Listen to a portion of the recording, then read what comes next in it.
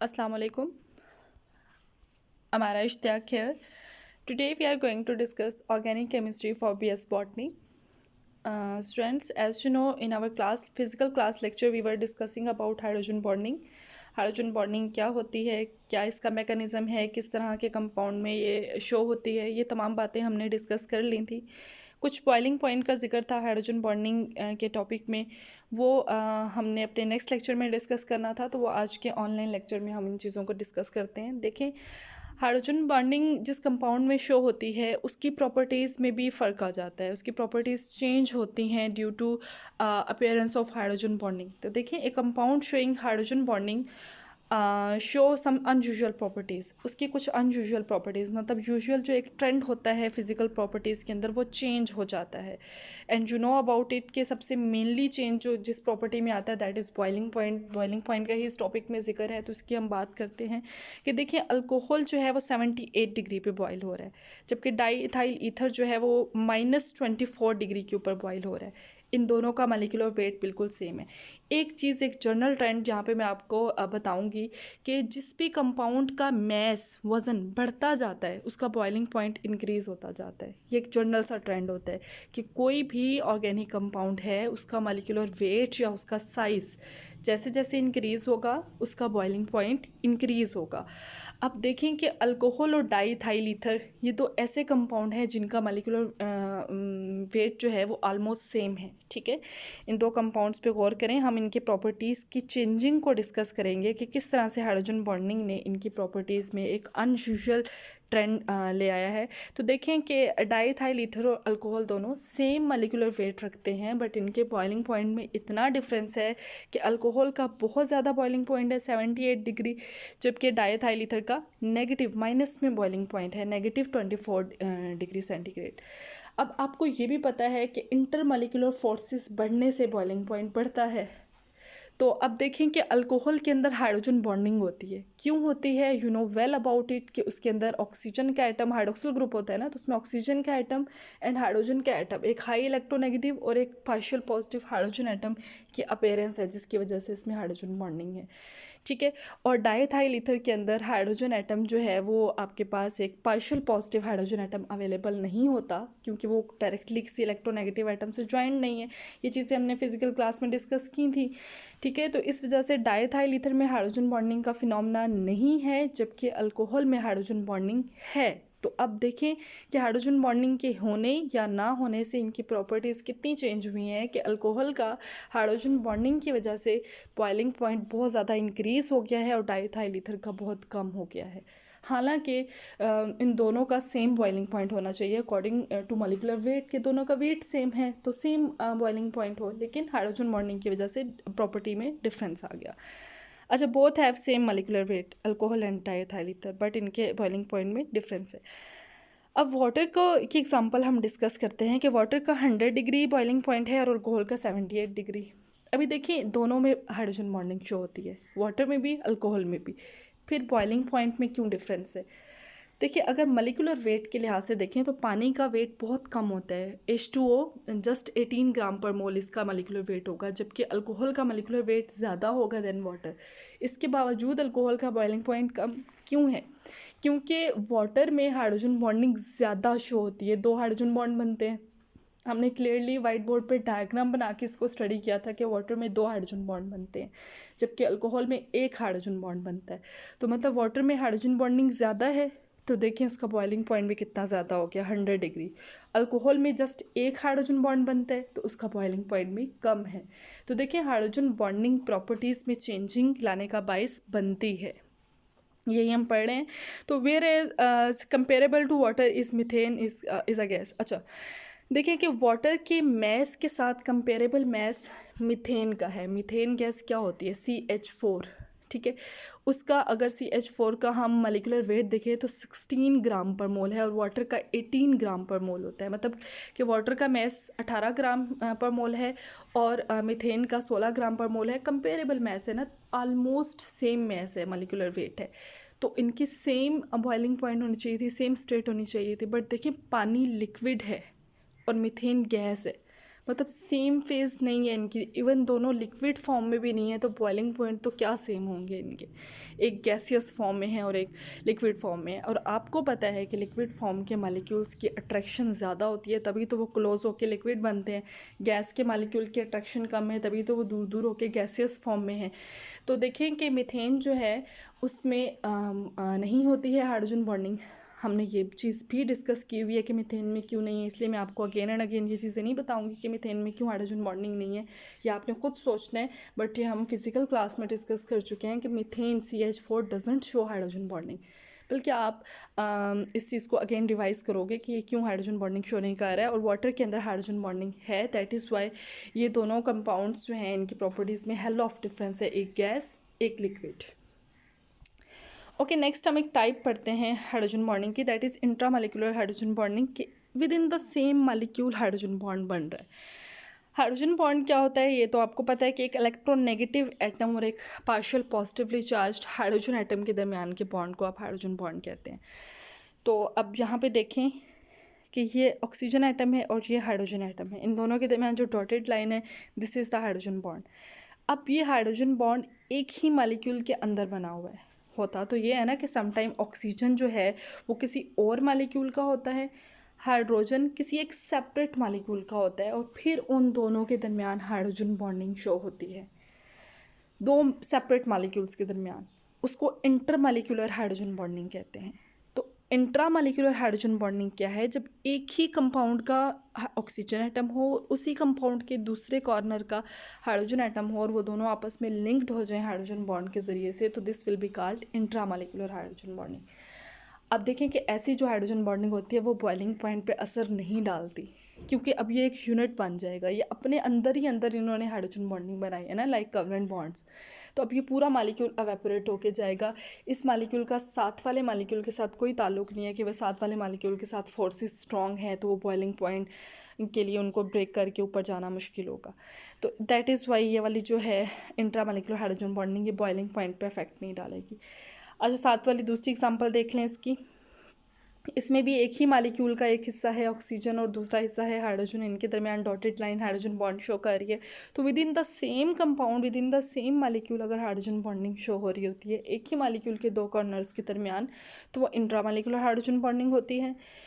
और intermolecular hydrogen bonding क्या होगी कि लाइक ये एक कंपाउंड मैंने नीचे शो किया है, इसका ऑक्सीजन एटम, इसी की तरह का एक और कंपाउंड अगर यहाँ पे हम बना लें, उसका हाइड्रोजन एटम, मतलब इस कंपाउंड का सिर्फ हम क्या यूज़ करेंगे, ऑक्सीजन एटम, और इसका जो हाइड्रोजन बॉन्ड बनेगा विद हाइड्रोजन, वो हाइड्रोजन जो है वो किसी दूसरे मालिक्यूल का होगा। तो ये इंटरमॉलिक्यूलर हाइड्रोजन बॉन्डिंग हो जाएगी, मतलब कि hydrogen bond between two separate molecules. Next हम थोड़ा सा इंट्रोडक्शन लेना है हमने सिर्फ टॉटोमेरिज्म का। What is tautomerism? When two structural isomers are mutually interconvertible and exist in dynamic equilibrium, they are called tautomers and the phenomena is called tautomerism. दो structural isomers, अब isomers क्या होते हैं? Structural isomerism जिनके दो compounds के structure change हो और मॉलिक्यूलर फार्मूला सेम हो। देखें ये नीचे दो कंपाउंड्स हैं, इनके स्ट्रक्चर्स डिफरेंट हैं जबकि मॉलिक्यूलर फार्मूला सेम है, ये यूरासिल की बेस है, तो इनको हम क्या बोलेंगे, टाटोमर्स, ठीक है। और ये फिनोमेना इस तरह के आइसोमेरिज्म का टाटोमेरिज्म कहलाएगा। अभी मैं आपको बहुत इंपॉर्टेंट बात बताने लगी हूँ। टाटोमेरिज्म में जो एक मेन चीज़ होती है जो कि आपने जहन नशीन कर लेनी है, टाटोमेरिज्म में दो स्ट्रक्चर्स जो डिफरेंट होते हैं वो क्यों डिफरेंट होते हैं, वो सिर्फ एक हाइड्रोजन की पोजीशन की वजह से डिफरेंट होते हैं। इनके अंदर टाटोमेरिज्म के दो आइसोमर्स में डिफरेंस सिर्फ हाइड्रोजन की पोजीशन का है, बाकी सारे एटम्स सेम स्ट्रक्चर रखेंगे। अब देखें इन दो कंपाउंड्स को बहुत गौर से देखें कि इन कंपाउंड्स में हर एक एटम अपनी जगह पे है, हर एक बॉन्ड मतलब बना हुआ है, जिस एटम के साथ जिस जगह पे बना है वहीं पे बना हुआ है। डिफरेंस कहाँ पे है, सिर्फ एक हाइड्रोजन एक जगह से उठ के दूसरी जगह पे लगा हुआ है। तो देखें यहाँ पे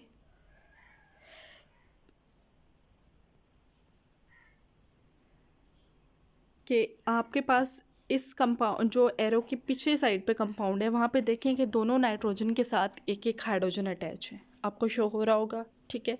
और दोनों ऑक्सीजन के साथ कोई हाइड्रोजन नहीं है। अब अगले कंपाउंड में देखें, दोनों नाइट्रोजन के पास से हाइड्रोजन गायब हैं और वो दोनों हाइड्रोजन दोनों ऑक्सीजन्स के साथ लगे हुए हैं।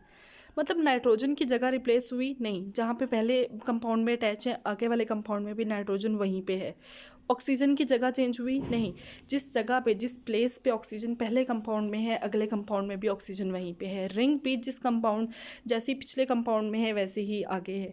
जस्ट पोजीशन किसकी चेंज हुई है, हाइड्रोजन एटम्स की। तो हाइड्रोजन एटम्स की पोजीशन की डिफरेंस की वजह से दो स्ट्रक्चर डिफरेंट हो जाते हैं और इस फिनोमेना को हम टॉटोमेरिज्म कहते हैं। हम नेक्स्ट देखते हैं कीटो इनोल टाटोमेरिज्म। मतलब कि कीटो इनोल का मतलब क्या है कि टाटोमर्स आपको पता है कि आइसोमेरिज्म है तो दो डिफरेंट स्ट्रक्चर बनते हैं। तो एक स्ट्रक्चर कीटो स्ट्रक्चर होगा और दूसरा स्ट्रक्चर इनोल स्ट्रक्चर होगा। इसकी एग्जांपल पहले देख लें कि कीटो फॉर्म और इनोल फॉर्म, फिर हम उसकी डेफिनेशन को देखते हैं। तो देखें कि कीटो फॉर्म में क्या होता है, कीटोन की फॉर्म। कीटोन्स आपको पता है कैसी फैमिलीज़ हैं, कैसे कंपाउंड होते हैं, जिनमें कार्बोनाइल का ग्रुप के दोनों साइडों पे कार्बन के साथ बॉन्ड होता है, आर चेन लगी हुई होती है, अल्काइल ग्रुप्स लगे हुए होते हैं, ठीक है। तो देखिए कार्बोनाइल ग्रुप है कीटो फॉर्म के अंदर, C double bond O group को कार्बोनाइल कंपाउंड कहते हैं, ग्रुप कहते हैं। और आगे जो कंपाउंड है वो इनोल फॉर्म है। इनोल फॉर्म मतलब कि अल्कोहलिक फॉर्म। इन का मतलब डबल बॉन्ड अल्कीन, ओल मतलब अल्कोहल ग्रुप। तो डबल बॉन्ड भी मौजूद है जो कि इन को शो कर रहा है, अल्कीन को शो कर रहा है, और ओल मतलब जो कि अल्कोहल को शो कर रहा है, हाइड्रोक्सिल ग्रुप भी मौजूद है, अल्कोहल के का फंक्शनल ग्रुप। तो अगली फॉर्म इनोल है और पिछली फॉर्म कीटो फॉर्म है। सबसे पहले तो टॉटोमेरिज्म को वेरीफाई कर लेना कि यहाँ पर टॉटोमेरिज्म शो हो रही है या नहीं। मैंने आपको बताया कि टॉटोमेरिज्म स्ट्रक्चरल आइसोमेरिज्म है कि दो कंपाउंड जिनका स्ट्रक्चर चेंज और मॉलिक्यूलर फॉर्मूला सेम। अब स्ट्रक्चर किस बेस पे चेंज कहा था मैंने कि जस्ट एक हाइड्रोजन की पोजीशन चेंज होगी। तो देखें कीटो फॉर्म में जो मिथाइल ग्रुप है एक साइड पे लगा हुआ, उसका एक हाइड्रोजन यहीं पे है, मिथाइल ग्रुप के साथ है HCH2, ठीक है। ये हाइड्रोजन इस हाइड्रोजन को देखें। अब यही हाइड्रोजन इनोल फॉर्म में यहाँ से उतर के ऊपर ऑक्सीजन के पास अटैच हो जाएगा। तो अगर ये हाइड्रोजन इधर मौजूद हो तो ये इनोल फॉर्म, ये हाइड्रोजन अगर ये मिथाइल के पास मौजूद हो तो ये कीटो फॉर्म। बाकी कोई भी ग्रुप कोई भी एटम अपनी जगह से नहीं हिला। ये देखें ये मिथाइल ग्रुप यहाँ पे भी इधर ही है, यहाँ पे भी इधर ही है, ये कार्बन भी इधर ही है, वहाँ पे भी इधर ही है, CH2 ग्रुप इधर ही है, इधर ही है, ठीक है। ऑक्सीजन ऊपर लगे हुए हैं, दोनों साइडों पे वो लगे हुए हैं। सिर्फ चेंजिंग किस जगह पे आई है कि पहले हाइड्रोजन इस साइड पे था और अब हाइड्रोजन ऊपर चला गया है। तो सिर्फ हाइड्रोजन की पोजीशन की चेंज की बेस पे जो दो स्ट्रक्चर डिफरेंट हो जाते हैं और मॉलिक्यूलर फॉर्मूला सेम रहता है, तो ऐसी आइसोमेरिज्म को हम टॉटोमेरिज्म कहते हैं। अभी हम देखते हैं कीटो इनोल टॉटोमेरिज्म जो अभी हम पढ़ के आए हैं कि एक कीटो फॉर्म होती है और एक इनोल फॉर्म होती है। Aldehydes, ketones and other carbonyl compound for example esters exhibit this special type of tautomerism. मतलब वो तमाम कंपाउंड जिनमें कार्बोनिल ग्रुप होता है उनको इनोल्स कहते हैं और वो टॉटोमेरिज्म शो करते हैं। अब एल्डिहाइड्स में भी कार्बोनिल ग्रुप होता है, कीटोन में भी होता है, ईस्टर्स में भी होता है। It involve migration of proton from alpha carbon to carbonyl oxygen. अच्छा, कीटो इनोल टॉटोमेरिज्म में क्या होता है कि ये अल्फा कार्बन थी पहले स्ट्रक्चर में मौजूद हाइड्रोजन, अल्फ़ा कार्बन मतलब इसमें मौजूद हाइड्रोजन जो है वो अल्फ़ा कार्बन के साथ अटैच है तो अल्फ़ा हाइड्रोजन हुई। ये अल्फ़ा हाइड्रोजन, इसको प्रोटॉन भी बोल सकते हैं हम, ये यहाँ से मूव करके अगली इनोल फॉर्म के कार्बोनिल के ऑक्सीजन के पास चली गई है। तो सिर्फ माइग्रेशन ऑफ प्रोटॉन हुई है, मतलब कि प्रोटॉन की मूवमेंट हुई है, तो इसको हम कहेंगे कि ये दो स्ट्रक्चर डिफरेंट हो गए इसकी वजह से। The tautomers containing carbonyl group is designated as keto form and the other containing hydroxyl group attached to doubly bonded carbon is referred to enol form। ये आपको मैंने अभी बता दिया कि ये फर्स्ट वन वाली कीटो फॉर्म है और नेक्स्ट वन जो है वो इनोल फॉर्म है। ओके जी, इनोलेट आइन को पढ़ते हैं। अब इसमें कीटोन एंड इनोल, वही कीटो और इनोल फॉर्म के एक दूसरे के अंदर कन्वर्शन है। तो इसको देखें ज़रा गौर से कि यहाँ पे ये कीटोन है, इसका अब एक हाइड्रोजन ये वाला जो है इसने शिफ्ट होना है इनोल फॉर्म में ऑक्सीजन के पास। यहाँ पे ये अल्फ़ा कार्बन के पास ऑक्सीजन है, हाइड्रोजन है कीटोन में, और इनोल में ये वाला हाइड्रोजन जो है वो ऑक्सीजन के पास अटैच हो जाएगा। अब जो सेंटर में एक इंटरमीडिएट बना है, उस इंटरमीडिएट में फ़िलहाल हमने हाइड्रोजन को रिमूव किया हुआ है। ये जो हाइड्रोजन कीटोन में ऊपर लगा है, इनोल में ऑक्सीजन के पास लगा है, इसको रिमूव किया हुआ है। ये जो सेंटर वाली इंटरमीडिएट ट्रांजिशन स्टेट है, इसको इनोलेट आइन बोलते हैं। और इस स्टेट में अभी हाइड्रोजन हमारे पास नहीं है। डिसाइड होना है कि ये हाइड्रोजन कहाँ लगेगा। अब इसको गौर से बात सुने कि इस इनोलेट आइन में अगर हाइड्रोजन को हम अटैच कर देते हैं कार्बन के साथ तो ये कीटोन बन जाएगा, और अगर हम हाइड्रोजन को अटैच कर देते हैं ऑक्सीजन के साथ तो ये इनोल बन जाएगा। और जब हाइड्रोजन को हम काई भी कर देंगे, हमें नहीं पता कि वो कहाँ है, वो इनोल वाली फॉर्म में ऑक्सीजन के पास है या वो कीटोन वाली फॉर्म में कार्बन के पास है, तो तब की स्टेट जो इंटरमीडिएट स्टेट है जहाँ पे हाइड्रोजन को उतारा हुआ है आयन बना के, तो जो बच जाने वाला आयन है उसको हम इनोलेट आयन कहेंगे।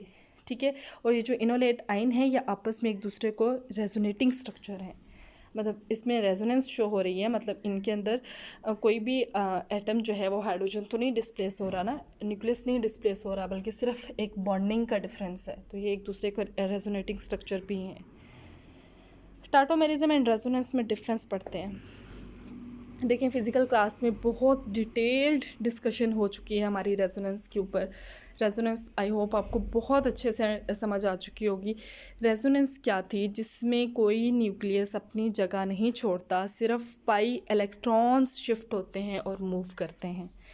और आइसोमेरिज्म या टाटोमेरिज्म क्या है? जिसमें एक न्यूक्लियस मतलब कि एक हाइड्रोजन एटम अपनी जगह छोड़ के एक स्ट्रक्चर में कहीं और लगा हुआ है और दूसरे स्ट्रक्चर में वो अपनी जगह छोड़ के कहीं और अटैच हो जाता है।